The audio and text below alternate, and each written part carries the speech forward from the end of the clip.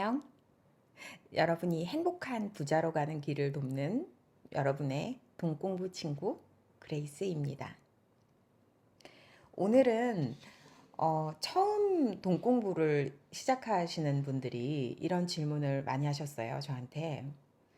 뭐부터 해야 되냐고 도대체. 혹은 처음 돈공부를 시작해서 뭐부터 해야 되는지 아무것도 모르고 그냥 뭐 사야 되냐. 주식 뭐 사야 되냐? 어디에 투자해야 되냐? 이런 걸 물어보시는 분도 있죠. 근데 돈을 모으는 거에는 공식이 있고 순서가 있죠. 만약에 부모 세대에서 이미 그 순서를 다 거쳐온 그런 금수저가 아니라면 내가 그걸 배우고 해야 되는 거죠. 그래서 오늘은 어떻게 돈을 모으고 관리하고 투자해야 되는지에 대해서 처음 아무것도 모르고 있는 그런 초보들을 위해서 어떻게 처음 시작해야 되는가 하는 이야기를 함께 해볼까 해요. 첫 번째는 뭘 해야 될까요? 내가 돈을 정말 벌고 싶다, 부자가 되고 싶다, 그러면 뭘 해야 될까요? 그거하고 똑같아요.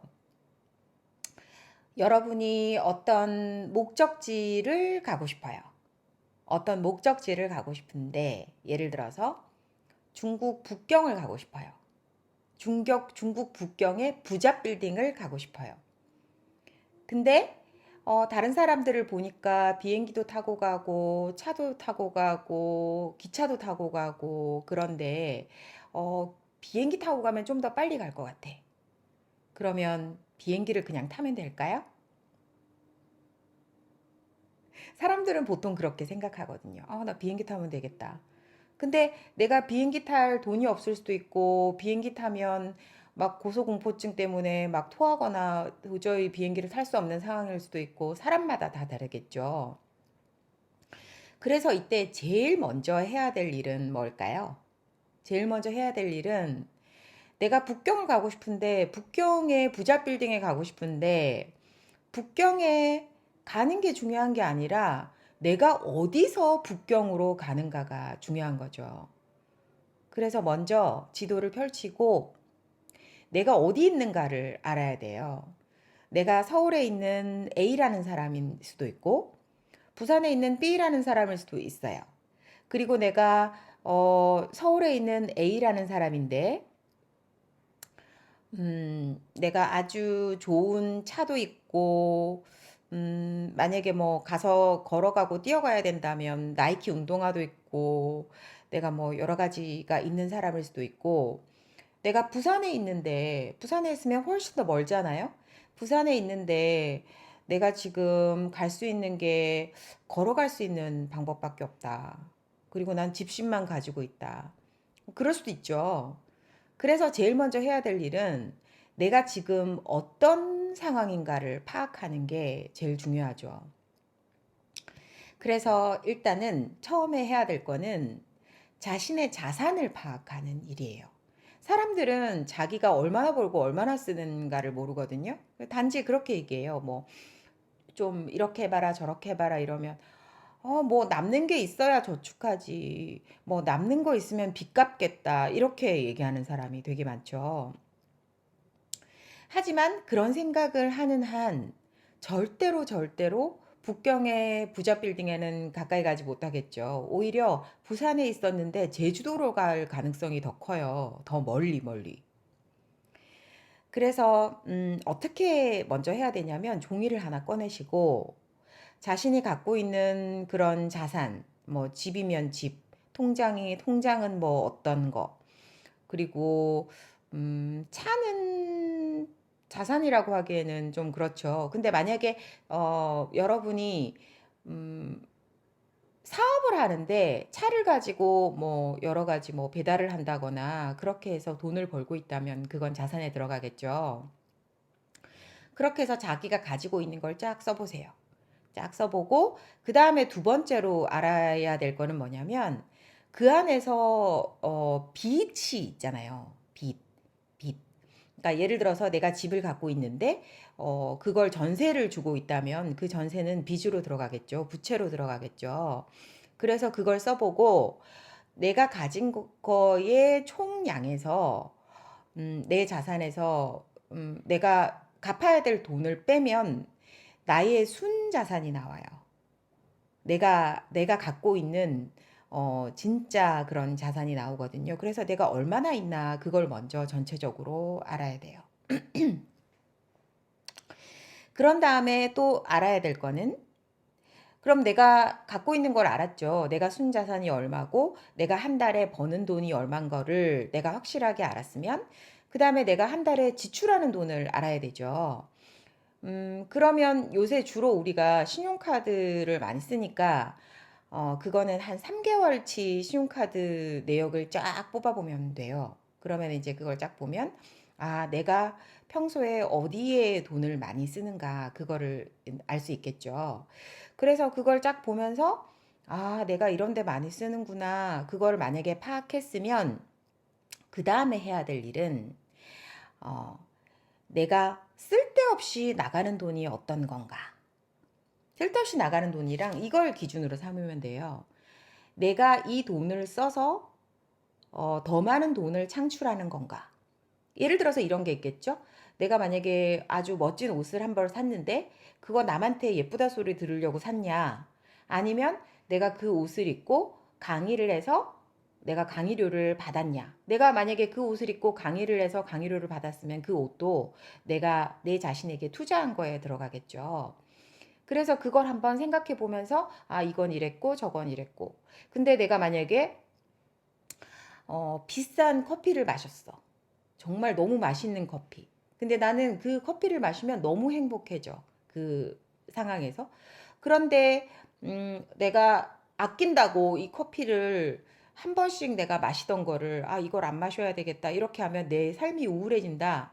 그러면 거기에는 지출을 해야 되겠죠. 왜냐하면 우리가 그런 모든 걸 포기하면서 돈을 얻는다면 그것도 행복한 게 아니니까.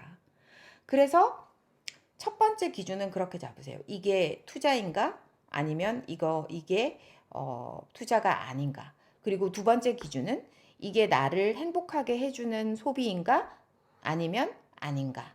이렇게 해서 이것들을 이렇게 쫙 나눠서 줄일 수 있는 것들을 줄이면 되죠. 그 다음에 그것만으로도 엄청나게 많은 것들이 바뀌어요. 엄청나게 많은 것들이 바뀌고 그것만 한번 해봐도 어, 거의 기업에서 주식에서 재무제표는 들어보셨죠? 볼 줄은 몰라도 들어는 보셨죠? 그거를 봐서 그 기업이 대충 어떤 기업인가를 파악할 수 있는 그런 수준이 되는 거죠. 그래서 그걸 이제 파악했으면 그 다음에는 이제 여러분은 이렇게 관리를 할 수 있겠죠? 여태까지는 그러셨죠. 만약에 돈이 들어오면은 뭐 대충 이렇게 쓰고 남는 거는 저축해야지 그랬는데 안 남으니까 저축 못 하고 모자라니까 또 빚내서 쓰고 그러다 보니까 빚이 늘어나고 이런 식으로 되거든요. 그 순서를 바꿔야 돼요. 그 순서를 어떻게 바꾸냐? 먼저 돈이 들어오잖아요. 그러면 통장을 이렇게 만들어요. 첫 번째 생활비 통장. 생활비 통장에 지출을 파악했으면 대충 우리 가족이 얼마의 생활비를 든다는 거 알고 있잖아요. 그거를 극단적으로 줄이면 안 돼요. 그러면 너무 인생이 비참하게 느껴지니까. 그래서 나중에 요요 현상처럼 더 많은 돈을 쓰게 되는 경우가 많거든요. 그래서 그걸 파악해서 그 돈을 그 통장에다가 미리 넣어놔요. 그리고 또 하나 정말 중요하게 꼭 만들어야 될 통장은 우리 가족 비상금 통장이라는 게 있어야 돼요. 왜냐면 우리가 살다 보면 갑자기 뭐 애가 아파서 돈이 많이 들어간다거나 뭐 그렇게 갑자기 돈이 들어가야 될 그런 경우가 생기고 뭐 요새 같은 경우에는 갑자기 직장을 잃게 되기도 하고 그래서 갑작스러운 그런 지출이 있어야 될 때가 있거든요. 그러면 뭐 사람들이 카드 돌려막기 해야 되고 나중에 막 신용불량되고 엄청 안 좋은 결과로 막 이어지죠. 그래서 이제 이번 달부터는 일정 부분을 일정 부분을 그 통장에다가, 그 통장 같은 거는 뭐 CMA나 MMF 통장 같은 데다가 이자가 높진 않지만 뭐 특별한 일이 있을 때 금방 꺼내 쓸 수 있는 그런 통장에다가 넣으면 돼요. 그래서 일정 부분을 그렇게 우리 가족 기상금으로 모으는데, 얼마 정도를 모으면 되냐면 우리 가족이 3개월에서, 적어도 3개월에서 6개월은 아무 일도 안 해도 생활할 수 있는 그런 생활비, 그걸 목표로 이 통장을 모으시면 돼요. 그래서 그거를 일정 부분을 이 통장에다 넣고, 그 다음에 이제 세 번째는, 만약에 빚이 있다면 그 대출금이랑 그걸 갚아야 되겠죠. 그걸 갚는 그런 통장에다 넣고, 그 다음에 이제 일정 부분은 돈을 조금씩 모으는 게 좋은데, 뭐 보험이나 뭐 적금 이런 게 되겠죠. 요새 보면은 막 사이트들이 많아요. 가서 뭐 적금은 뭐가 안 좋고 좋고 이런 게 나오는데, 사실 이건 제 생각인데, 제가 해본 결과로는 뭐 이자가 1% 놓고 2% 놓고 그게 중요한 게 아니거든요. 그리고 이것도 하다 보면 요령이 생겨서, 처음에 낮은 이자의 그런 적금이나 그런 예금을 넣었다고 해도 자꾸 이렇게 하다 보면 또 어디서 좀 더 높은 이자를 준다 그런 거를 알게 되고, 요새 같은 경우에는 뭐 핑크 같은 그런 앱, 아니면 토스 이런 데서 하는 적금이 이자율이 좀 높죠. 그리고 뭐 뱅크 샐러드 이런 데 가면 각 은행별로 어떤 데가 이자율이 높은지 다 나와요. 그래서 그런 앱 하나 깔아놓고 그렇게 해서 조금씩 조금씩 이렇게 모으고, 단돈 그런 것도 있어요. 요새 핑크인지 토스인지 앱에 가면 매일 이렇게 통장에 돈이 들어가게끔 하는 그런 통장도 있거든요. 그러니까 그냥 매일 이렇게 뭐 만 원씩, 천 원씩 이렇게 모으는 돈, 그거 우습게 생각하시면 안 되고, 그런 거를 해보는 것도 괜찮아요. 처음에 하실 때는. 그래서 그렇게 해서 적어도 그렇게 내 자산 상태 파악하고, 그다음에 내 스스로 내가 할 수 있는 한도 내에서 포트폴리오 짜보고, 그런 다음에 그런 돈을 나중에 모으더라도, 사실은 만약에 어떤 일정 종잣돈이 모아졌다고 해도 그걸 만약에 투자하는 방법을 모르면 그 돈이 사실은 그냥 갑자기 뭘 산다든가, 뭐 엉뚱한 데 투자를 해서 날려버린다든가 그런 경우가 있거든요. 그러니까 그 돈에서 뭐 한 5% 정도, 아니면 3%그 정도만 떼어서 약간 뭐 주식 투자 공부를 한다던가, 아니면 부동산 투자 공부를 한다던가, 그렇게 하면서 이제 자신의 그런 그 투자의 그런 지식을 점점 더 늘려가는 거죠. 책도 사보고 그 돈으로. 그 책도 사보면서 조금씩 어떻게 해서 돈을 늘리는가 이런 방법도 공부하고 하면서, 그리고 그 돈으로 뭐 자격증도 딸 수 있고. 근데 어떤 분들은 나이가 많아서 이제 뭐 내 나이가 60인데 언제 죽을지도 모르는데 뭐 하냐, 어떻게 뭐 하면 뭐 하냐, 그냥 쓰고 죽지 이렇게 하면서 계속 빚을 늘려가시는 분이 있는데, 우리 아빠도 그랬거든요. 한 60살 때부터 내가 언제 죽을지 모르는데 뭐 이런 얘기를 하셨거든요. 근데 지금 이제 80이 다 돼가는데 아직 건강하게 안 건강하게 잘 살고 계세요.